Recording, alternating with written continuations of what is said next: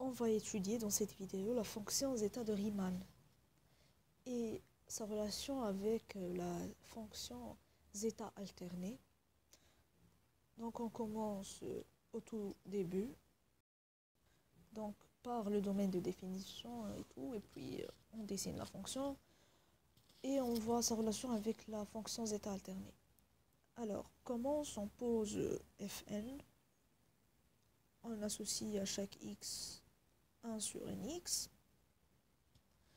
Alors, cette série-là, la série des Fn, elle converge si et seulement si x est supérieur à 1. C'est une série de Riemann. Donc voilà, la série des Fn, donc la série 1 sur nx, avec n supérieur à 1, converge si et seulement si x est supérieur à 1. Et donc le domaine de définition de notre série, donc elle est définie sur son domaine de convergence où elle converge. Donc notre série, la série qu'on va étudier, zeta, ça va être défini de 1 ouvert, 1 plus l'infini, dans R. Et on associe à chaque x la série, donc ici elle converge de n égale à 1 jusqu'à plus l'infini, de 1 sur nx. Voilà. La première des choses à faire, donc pourquoi pas, on a trouvé le domaine de définition, étudions la continuité de cette fonction. Alors c'est une série de fonctions. Et donc continuité de zeta sur 1 plus l'infini. Étudions la continuité. C'est une série de fonctions, donc ici on va faire un petit rappel sur la continuité des séries de fonctions. Soit une série f, une série de fonctions définie sur i. On a deux conditions à satisfaire. Si pour tout n dans n, les fonctions fn, donc toute fonction est continue sur i, et on a la convergence uniforme qui, dans la leçon des suites et séries de fonctions, est toujours omniprésente dans tous les théorèmes. Si on veut par exemple intervertir par exemple intégrale avec la série limite série, donc la continuité, dérivabilité, donc successif et dérivées successives, donc la convergence uniforme est nécessaire. Dans la continuité, la convergence uniforme, elle doit être donc sur tout compact de I. Comme on travaille dans R, les compacts sont les segments. Alors sur tout segment de I, on n'a pas besoin de la convergence uniforme sur tout l'intervalle. Donc maintenant, qu'est-ce qu'on va faire? On va étudier notre fonction, c'est 1 sur nx. Et on va voir, la première des choses, c'est la continuité. On a Fn est continu. Par contre, la continuité doit être sur tout l'intervalle de définition sur 1 plus l'infini. C'est la première condition. La deuxième condition, c'est la convergence uniforme. Bon, ici, on va commencer par la convergence uniforme sur tout l'intervalle. On n'a pas parlé de la convergence simple. La convergence simple, on l'a. Donc, il n'y a aucun problème. On va parler de la convergence uniforme de zeta. Donc, pour cela, on va voir la convergence normale. Parce que on sait que la convergence normale, elle implique la convergence uniforme, elle implique la convergence absolue, et tous les deux, il implique la convergence simple. On va voir la convergence normale. Attends, la convergence normale sur 1 plus l'infini. Si on l'a, donc c'est une condition qui est très très forte, donc on va trouver la continuité. Alors, on a la fonction Fn Cette fonction 1 sur nx, elle est de classe C1 sur 1 plus l'infini. Pourquoi? Donc, car fn de x est égal à exponentielle moins x ln de n. Et c'est une fonction de classe C infini. Alors, on dérive cette fonction. En la dérivant, on trouve moins ln de n exponentielle moins x ln de n, qui est tout simplement moins ln de n sur nx. Et cette fonction-là, elle est décroissante. Voilà, elle est supérieure à 1. Elle est négative, du coup, fn est décroissante. Fn, elle est décroissante sur 1 plus l'infini. La limite quand étant vers plus l'infini, c'est 0. De 1 sur nx, de l'exponentielle moins x ln de n. ln de n, c'est positif. Alors, la limite en plus l'infini, donc c'est 0, tout simplement. Et l'image de 1, c'est 1 sur n. On remplace x par 1. Donc, le sup de cette fonction, fnx, sur l'intervalle 1 plus l'infini, 1 sur n. Or, la série 1 sur n diverge. Donc, on n'a pas de convergence normale. Donc, on n'a pas de convergence normale sur l'intervalle 1 plus l'infini. Qu'est-ce qu'on va faire? Il y a clairement un problème donc, au voisinage de 1. On va prendre tout simplement un alpha qui est supérieur à 1 et on va se placer ici. Alors, donc, soit alpha supérieur à 1, on va écrire ici un petit titre, convergence normale sur alpha plus l'infini avec le alpha qui est supérieur à 1.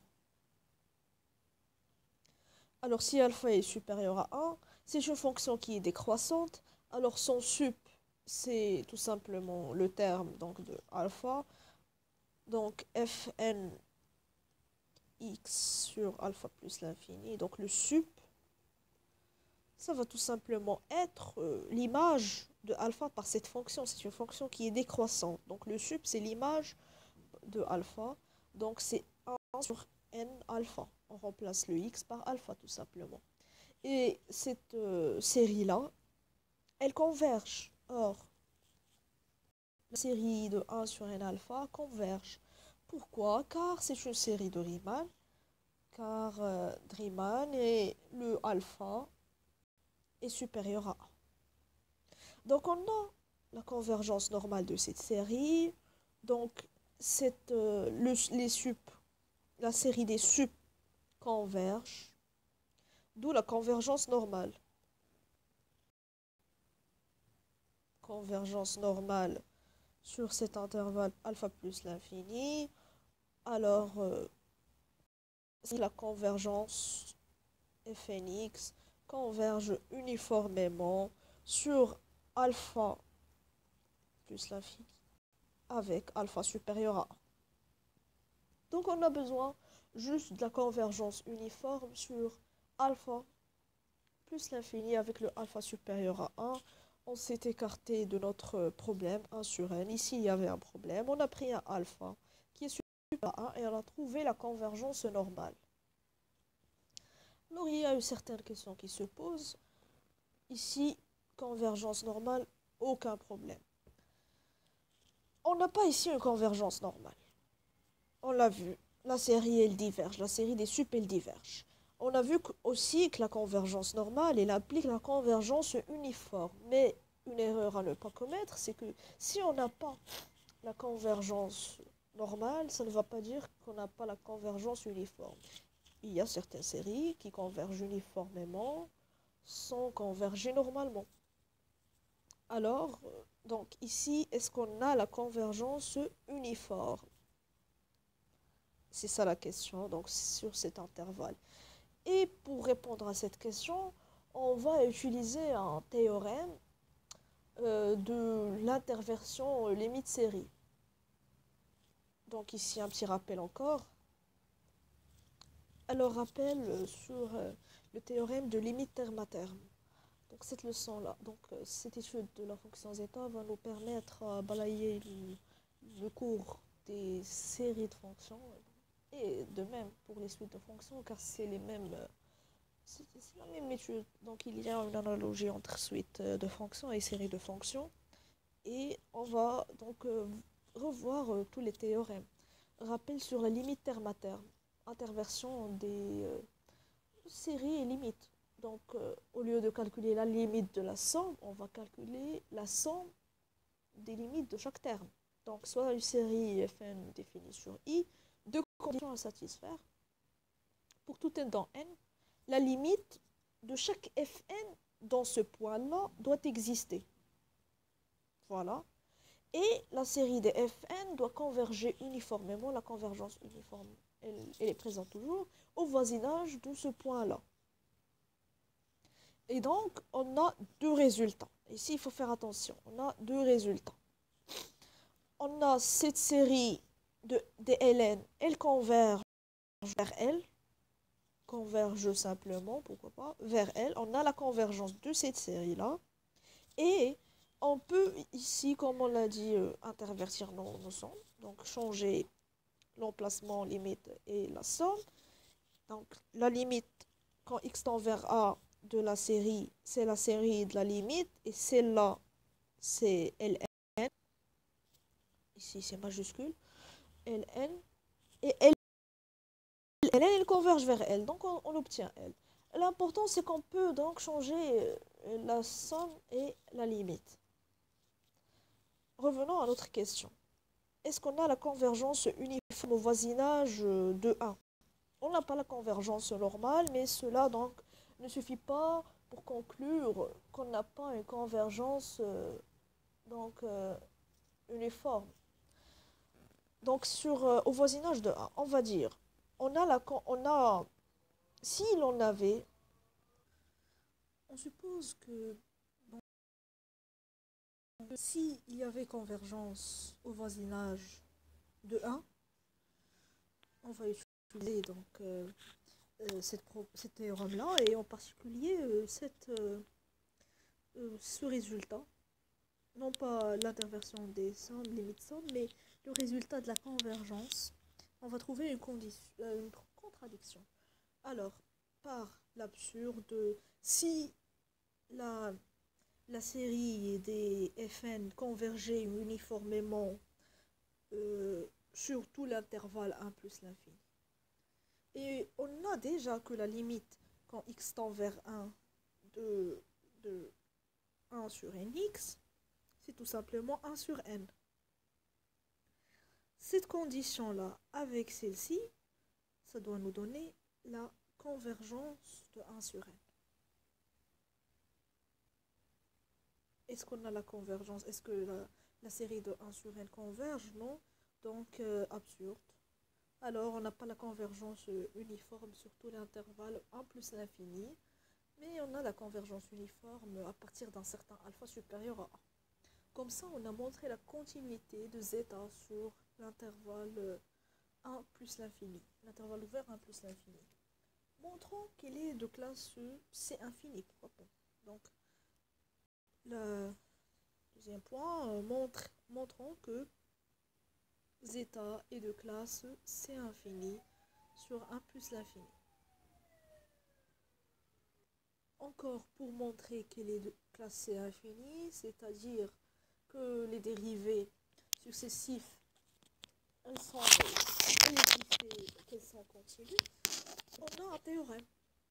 Un théorème dans la leçon, et on va le rappeler et puis l'appliquer. C'est juste l'application des théorèmes, donc c'est très direct. On applique certaines conditions et on a les résultats. Rien de spécialiste. Donc voilà pour le rappel théorème ici, pardon, soit une série de fonctions. Bon, on a 4 conditions à satisfaire cette fois. Donc c'est le nombre maximum de de conditions dans ce théorème. Pour montrer que c'est de classe infinie. Pour les autres, c'est deux, trois conditions. Alors, on va montrer le résultat qu'on veut transmettre à F, on doit l'avoir. C'est-à-dire que pour tout n appartenant à n, Fn est CK sur I. Donc, montrer que fonction c'est infini, c'est-à-dire montrer qu'elle est de classe Cn pour tout n. Donc, c'est ça.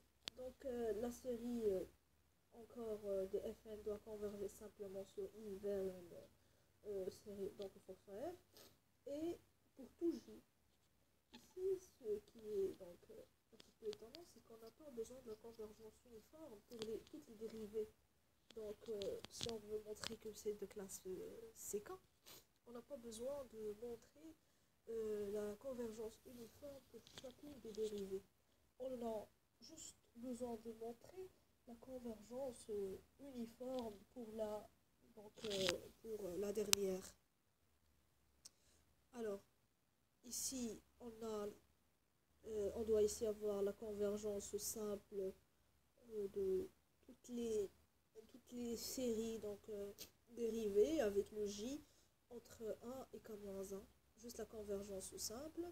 Et la dernière, la convergence uniforme, elle est donc pour la dernière, la dérivée kn. Et donc on doit la montrer sur tout segment inclus, sur tout compact inclus dans I, pas dans l'intervalle tout entier. On a deux résultats. L'un des résultats est la convergence uniforme de toutes les dérivées. Donc on ne va pas montrer cela, c'est un résultat direct de ce théorème. Et donc dans notre fonction, les G0, donc notre fonction, notre CI, elle est de classe CK. Voilà. Parce que toutes les séries convergent une à une vers cette fonction GJ. Donc G0 elle est de classe CK. Et on a ce résultat. La dérivée JM est donnée par la dérivée de chacune des fonctions. C'est un théorème très intéressant. Il y a 4 conditions à satisfaire. Alors pour Z, la première des choses, on avait dit qu'on doit montrer la convergence simple, qu'elle est séquente bien sûr. Alors, premièrement, on a que zeta qui est égal à la série, que fn de x, qui est égal à 1 sur exponentielle moins x ln de n, et c'est infini. Exponentielle avec composé de deux fonctions qui sont dérivables n fois pour tout n dans n. Alors elle est de classe C infini, il n'y a aucun problème. Ou bien on peut dire Cn pour tout n, elle est de classe CK pour tout k. Montrons qu'elle est de classe CK et ce résultat on va le généraliser. Alors, elle est de classe CK. Deuxièmement, on doit montrer la convergence simple. La convergence simple de notre série. Notre série, elle converge simplement, on l'a déjà traité. Donc, la série de 1 sur nx converge simplement sur 1 plus l'infini. Très bien. Troisièmement, les dérivées. Les dérivées doivent converger simplement.